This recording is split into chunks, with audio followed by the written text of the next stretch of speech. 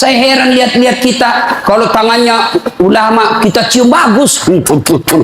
Bagus. Tapi pernahkah Bapak perlakukan tangannya ibu seperti itu? Pernahkah Bapak perlakukan tangannya orang tua? Saya orang lain, belum tentu saya doakan Bapak ikhlas. Doakan saya Ustaz, saya doakan tapi belum tentu saya ikhlas. Kenapa? Saya belum tahu Bapak. Tapi kalau orang tuamu yang doakan kamu, pasti ikhlas. Saya tadi kesini ibu saya telepon. Mak, telo doa mau kak mak? Woi, lo doa aku nak. Saya tidak doakan diriku. Kau selalu kudoakan karena kau selalu jalan. Itu ibu. Kalau suami bu, jangan sampai ibu juga berdosa kepada orang tua gara-gara suami. Jangan sampai bapak-bapak berdosa hanya karena istri. Jangan sampai kalian yang masih kecil durhaka sama orang tuamu, maka hidupmu bakal susah. Gunakan orang tua. Doakan, Allahumma gfirli wali walidayya warhamhuma kama rabbayani shaghira. Sudah itu doa lagi, ya Allah ampuni dosanya orang tuaku kalau sudah meninggal. Terima amalnya, lipat gandakan kebaikannya, lapangkan alam kuburnya. Sudah itu saja. Ada rezeki, sedekah. Ada rezeki, sedekahkan. Saya mau terang kuburnya orang tuaku. Perbaiki sound sistemnya masjid. Terang itu kuburnya. Saya mau terang kuburnya orang tuaku. Kirim pembeli lampu. Kasih tahu panitia masjid. Mulai bulan depan saya yang bayar itu masjid lampunya. Jangan ambil uang celengan. Terang itu kuburnya orang tua. Dan demi Allah, tidak ada orang bangkrut gara-gara rajin sedekah. Ada yang bangkrut gara-gara sedekah? Mana buktinya? Makin sedekah makin kaya. Rahmat Masud. Coba lihat. Orang datang itu, bos, membayar ke bos. Bos, baju sekolah bos. Bos, istriku melahirkan. Bos, terbakar anuku. Bantu. Tapi mana ada yang bangkrut kalau rajin sedekah? Tidak ada pak. Kenapa bapak ibu miskin? Kalau selalu minta-minta. Berhenti minta-minta, Allah kasih kau kaya. Sedekah. Saya tidak bisa sedekah dengan duit. Sedekah kau dengan tenagamu. Saya tidak bisa sedekah banyak-banyak. Sedekah dengan apa? Lihat itu masjid. Oh, sudah kotor anunya. Apa namanya itu? Kudungnya. Putih bukan, coklat bukan, hitam bukan, kak diam. Sudah, bawa masjid satu kudung. Itu sedekah. Oh, masjid antara masjid dengan toilet jauh. Sedekah dengan sandal swallow. Curi orang, tidak ada urusan. Itu sedekah. Kita lihat karpet, sudah jelek, sedekah dengan karpet. Insyaallah banyak paham. Hari Jumat kita kirim air botol gelas ke sana. Air gelas ke sana, orang minum, itu sedekah. Saya cuma bisa nasi bungkus 10 saya sumbang hari Jumat, itu sedekah. Allah tidak lihat banyaknya, yang penting ikhlas banyak daripada sedikit tidak ikhlas. Sedekah. Serius. Sudah sedikit tidak ikhlas lagi. Mending banyak ikhlas. Iya toh? Panasnya di. Tidak bisa konsentrasi sejenak. Lewat-lewat ketawa itu kak bos. Nah, ibu bapak, salah satu sunnah yang dianjurkan Nabi salat jamaah. Nabi kumpul-kumpul sama sahabat. Ya, tidak apa-apa, tidak apa-apa. Tidak usah kasih, tidak apa-apa pak. Sedikit lagi, 5 menit lagi. Menunggu orang masjid takwa. Ya, Nabi, saudara-saudara sekalian, kalian yang tetangga dengan masjid wajib datang berjamaah. Bertanya sahabat, mana tetangga masjid ya Rasul? Kanan masjid 40 rumah, depan masjid 40 rumah, belakang masjid 40 rumah, belakang masjid 40 rumah. Itu tetangga masjid. Bubar. Tiba-tiba datang tunanetra. Tahu tunanetra? Tidak melihat. Ya Rasulullah, bagaimana saya? Oh, kau lain karena kau tidak melihat. Pulang ini. Boleh kau sholat di rumahmu karena kau tidak melihat. Pulang. Belum jauh dipanggil kembali Nabi. Ya fulan, tan. Sini kau dulu. Kenapa? Kau dengar azan di masjid. Saya dengar ya Rasul. Kalau begitu kau wajib datang berjamaah di masjid. Zaman Nabi, tunanetra wajib berjamaah karena dia dengar azan di masjid. Kalau ini hadis diterapkan Pak, penuh ini masjid jamaah. Kenapa? Kalau azan di menara sampai di ujung-ujung rumah dia dengar. Dan alhamdulillah masjid selalu ramai jamaahnya Pak. Terutama kalau subuh. Penuh. sampai di luar. Tidak ada di dalam. Yang di dalam orang tua sudah pensiun. Kentara itu kalau subuh orang tua, Pak, bau minyak gosok baru kita masuk pintu. Minyak angin, minyak gosok, tawon, tidak ada Bulgari. Orang tua semua di dalam masjid. Kenapa orang malas ke masjid?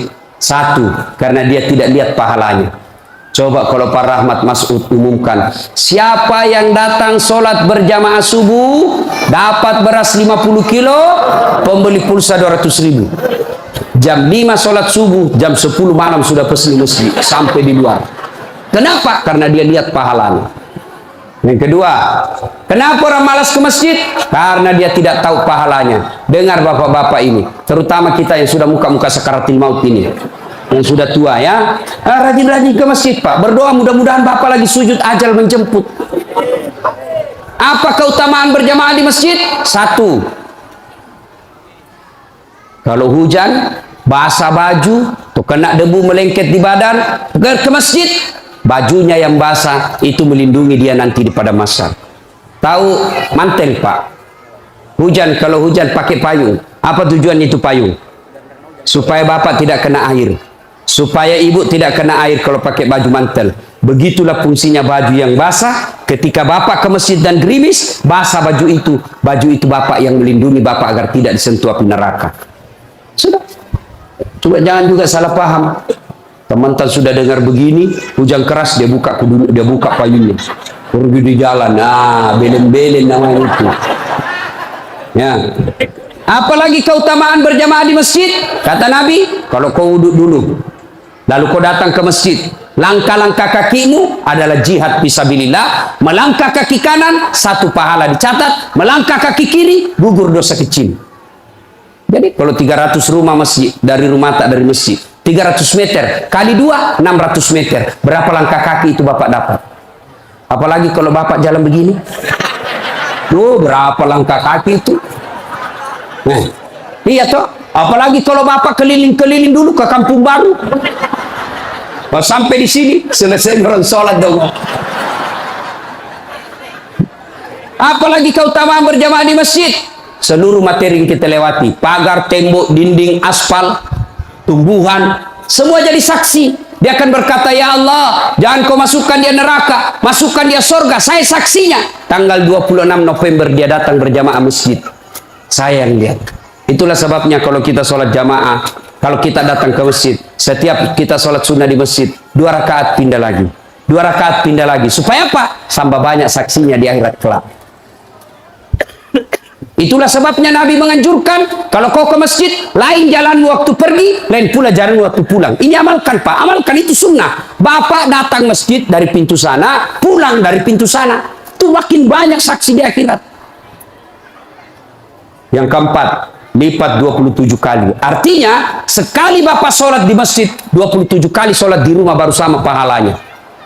Apalagi kalau di masjid ada disebut doa bersama. Mungkin di rumah bapak susah sholat, mungkin di rumah banyak godaan, mungkin di rumah ibu bingung, ini saya sudah tahiyat atau belum, ini sudah 2 atau 3, ini apa? Kalau di masjid aman, tidak ada kecemasan seperti itu. Itu datang ke masjid.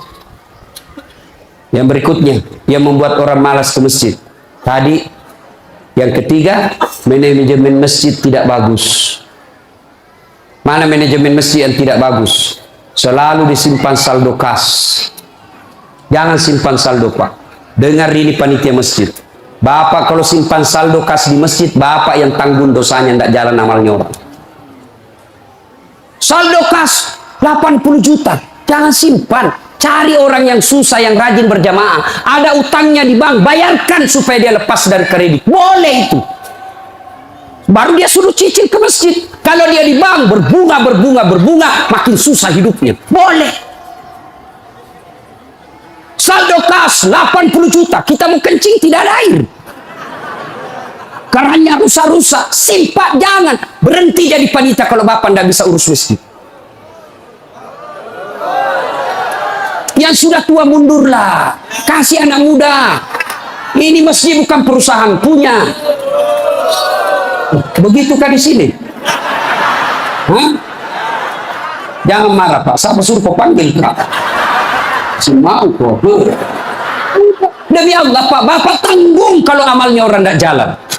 Bapak coba kalau itu uang cuma 100.000, tapi diberikan keran, maka selama keran itu berputar, selama itu orang yang punya uang dapat pahala.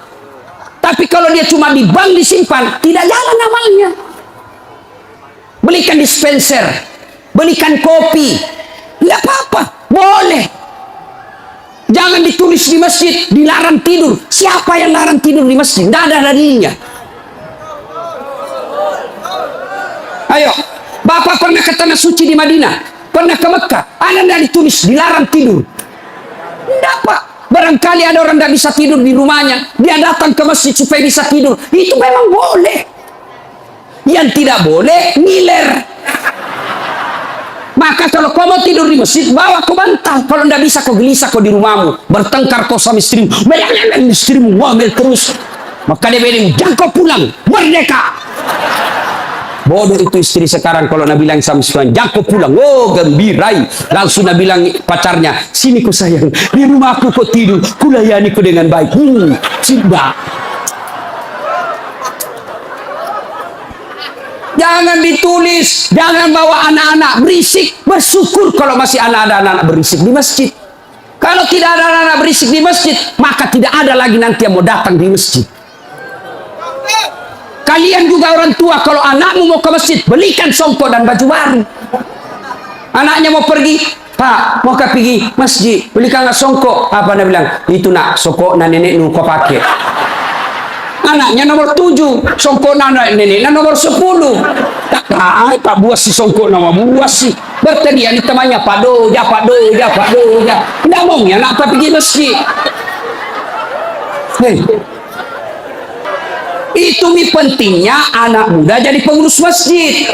Karena kalian kalau sudah tua tidak ada yang tahu. Kau juga anak muda, muliakan orang tua. Tempatkan di mana itu orang tua? Tempatkan sebagai penasehat masjid. Jangan masjid dikira dia punya. Ini lembaga umat yang punya. Kasih karpe yang bagus. Ada saldo kas, jangan simpan Pak, Bapak berdosa. Tidak jalan amalnya orang. Apalagi membuat orang malas ke masjid. Apa? Kadang-kala apa? Sound sistemnya jelek. Begitu kita takbir, Allahu Akbar, langsung story.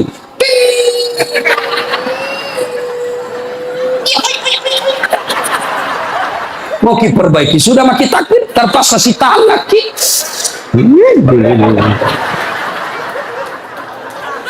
Apalagi membuat orang malas ke masjid. Apa? Kadang-kala muadzin, jengkel orang dengar muadzin. Orang tua, sudah tua, tidak mau tahu mengalah, mundur udah wasangi kok.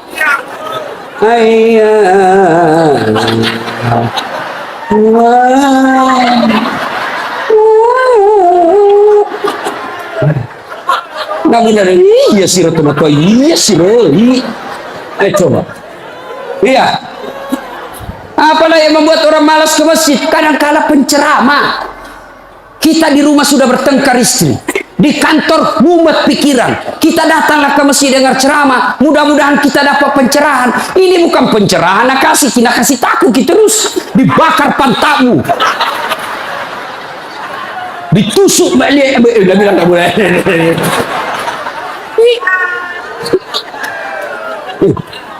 Iya. Apalagi yang kasih malas orang ke masjid. Kadang-kala apa? Imam.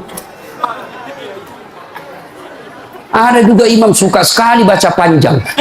Tidak tahu juga apa nak baca. Nagare memi. Dalin. Al-Fatihah paling baca.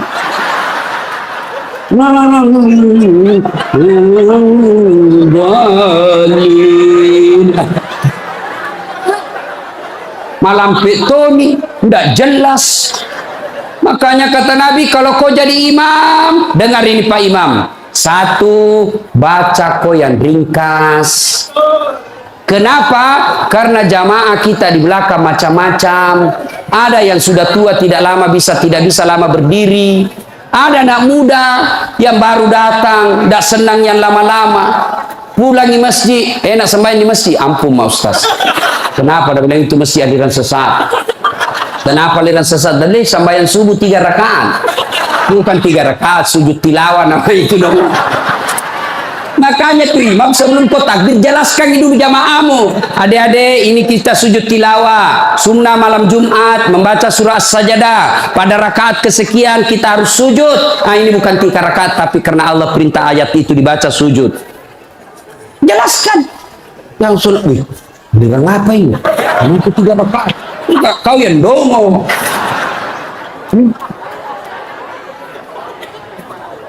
Tidak bisa orang lama-lama di belakang, Pak. Mungkin ada orang mati yang ya karena dia tobat usia senja, tidak bisa lama kasih berdiri. Batena musesa, nak kena naik lagi kepalanya, belum selesai. Nah, udah, malam ini. Jatuh lagi, naik udah lagi.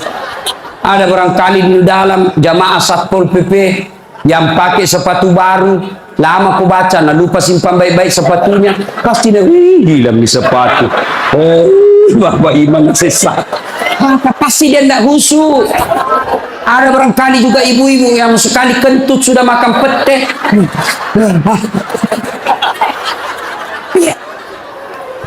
Ya. Yang kedua kata Nabi, kalau kau jadi imam, baca yang umumnya orang hafal. Tujuannya apa Ustaz? 1, supaya jamaah ikut kalau dia hafal. Coba kalau kita imam baca Al-Fatihah, kita ikut juga toh. Kenapa? Karena kita hafal. Tapi coba imam membaca surah Al-Baqarah ayat 10 sampai 120. Imam sibuk dengan bacanya, kita sibuk dengan hayalan tak. Mau ikut, tidak dihafal. Mau ruku, belum ruku, terpaksa dibaca semua pengumuman masjid. Keadaan keuangan masjid, saldo kas pengeluaran, sumbangan dari haji, dibaca semua.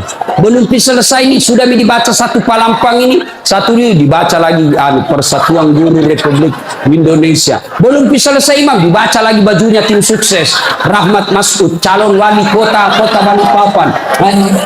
Semua Pak dibaca. Siapa salah? Imam. Ada ini cerita gini, wallahu alam benar atau tidak. Ada penghafal Quran, dites bacaannya. Nah, kau imam, mau dengar bacaanmu.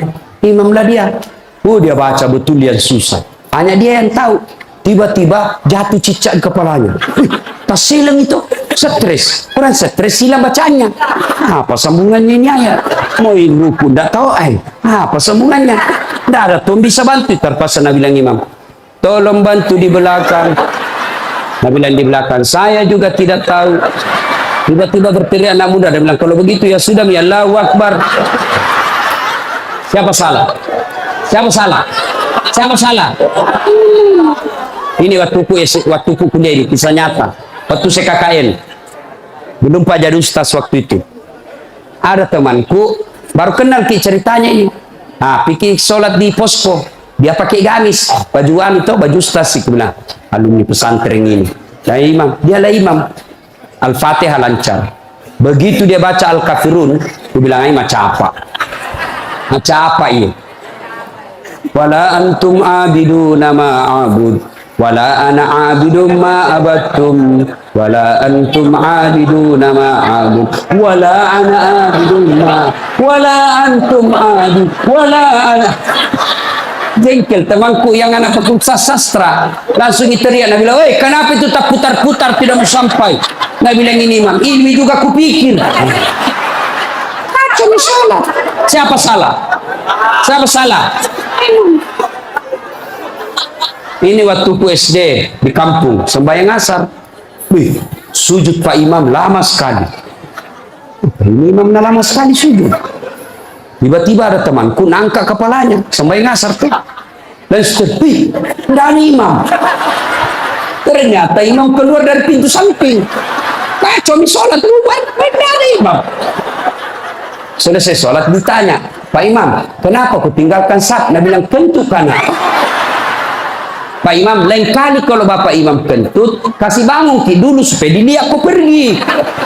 Dia bilang, tu sengaja nak, karena malu kau lihat.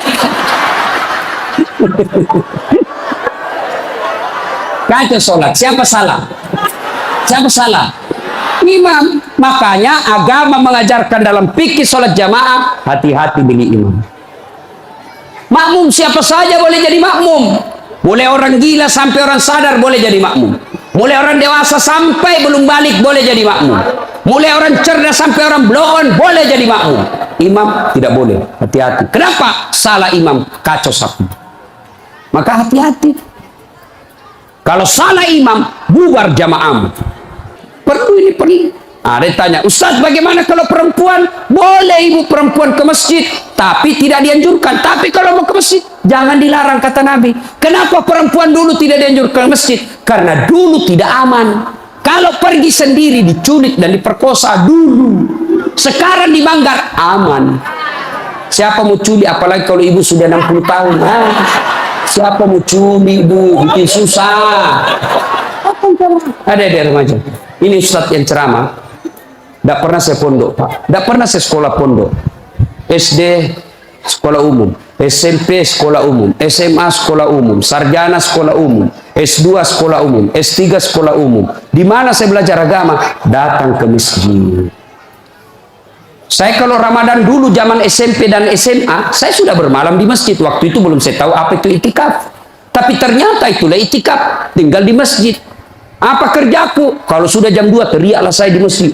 Sahur, sahur, sahur. Kalau ada lebih kue bawa sedikit ke masjid. Kita mau juga buka puasa, mau makan sahur di sini. Cuma ada dulu imam di kampungku aneh-aneh, Pak. Berteriak, dia bilang, jangan Pak, jangan Pak. Orang kaget semua. Siapa yang pukul Pak Doja? Oh, lari semua orang ke masjid. Jangan Pak. Ternyata jam 4. Kacau. Sudah itu ditegur, jangan bilang jangan Pak. Kaget karena Pak Doja tidak tahu. Nah bilang lagi, sahur, sahur. Sudah jam 3 lewat 60 menit. Ini cocok tahu jangan Pak. Ayo, ibu bapak, saudara-saudara sekalian. Kita juga jamaah, ada aturannya. Sudah ya? Nah, karena sudah waktu, dari tadi saya tunggu, alhamdulillah. Kalau masih mau dengar ceramah, kita pergi rame-rame ke Masjid Taqwa. Kan tidak dibayar gitu. Nah, kita sama-sama lah ke sana. Ini saja tausiah kita, mudah-mudahan ada manfaat.